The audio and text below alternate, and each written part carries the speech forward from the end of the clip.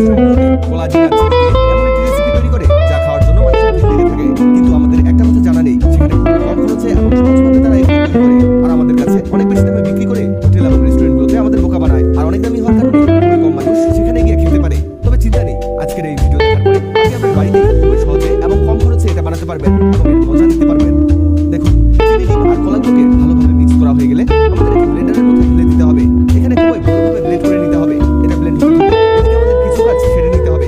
একটি প্যানের মধ্যে কিছু কাজু বাদাম আর কিছু কাঠবাদাম দিয়ে দিতে হবে আর এগুলোকে মিডিয়াম হিটে ভাজতে হবে। এখানে ভাজার সময় খেয়াল রাখবেন এগুলো যাতে পোড়া ভাজা হয় আর যাতে পুড়ে না যায়, সেজন্য অনবরত নাড়তে থাকবেন। যখন দেখবেন এগুলো ভালোভাবে ভাজা হয়ে গেছে, এগুলো অন্য একটি ব্লেন্ডার থেকে ঢেলে দিতে হবে। এগুলোকেও আমাদের ব্লেন্ড করে পাউডার বানিয়ে নিতে হবে।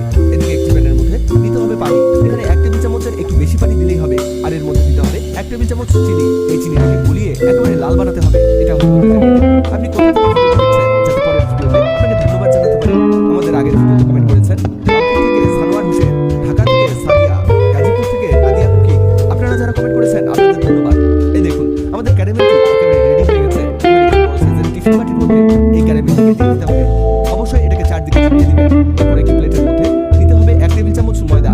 ময়দা দেওয়া হলে এতে সেই ব্লেন্ড করা কাজু বাদামের গুঁড়োগুলোকে ঢেলে দিতে হবে। এখানে সম্পূর্ণটাই দিয়ে দিবেন, কারণ এটাকে আর পরে কাজে লাগাতে পারবেন না। পরে এর মধ্যে সেই ব্লেন্ড করা ডিম, কলা আর চিনির মিশ্রণটিকে ঢেলে দিতে হবে।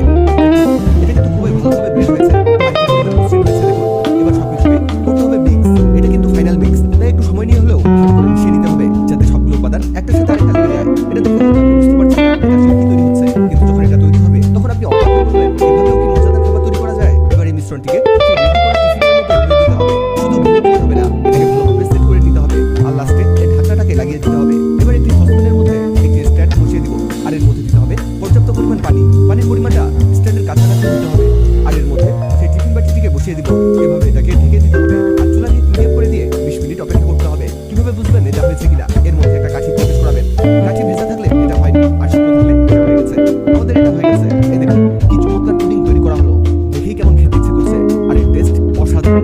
এই পুডিং এর ছোট্ট একটা পিস 40 থেকে 50 টাকা বিক্রি হয় আর একটা পুডিং দিয়ে 12 থেকে 15টা পিস অনায়াসে করা যায়। তার মানে একটা পুডিং এ তারা 6 থেকে 700 টাকায় বিক্রি করে, অথচ বানাতে খরচ 100 টাকারও কম। দেখলেন তো কত সহজে কত মজার একটা পুডিং বানালাম। ভিডিওটি আপনার কাজে আসবে, তাই দ্রুত খুঁজে পেতে টাইমলাইনে শেয়ার দিয়ে রাখুন। ভিডিওটি ভালো লাগলে লাভ রিঅ্যাক্ট দিন।